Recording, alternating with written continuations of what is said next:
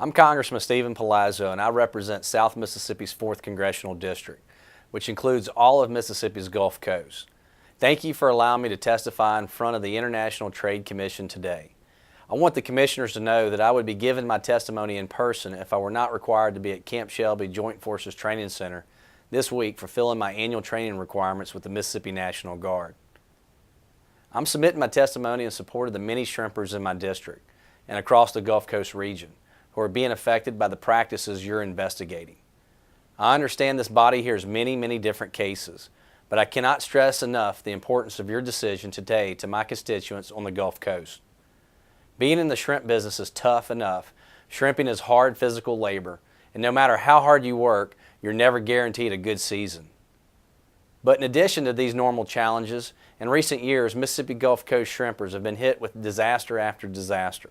Hurricane Katrina, the economic downturn, and then the BP oil spill just a few years ago.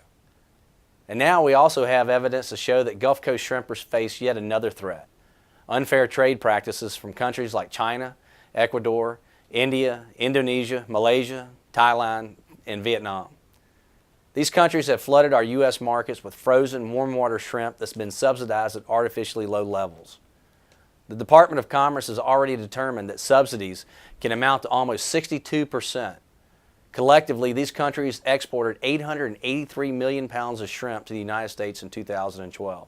Because of their artificially low prices subsidized by their governments, they control 89% of U.S. shrimp imports.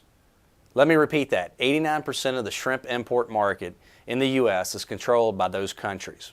What was once a truly American industry and the very lifeblood of the Gulf Coast is being stolen by importers who essentially cheat to gain market share.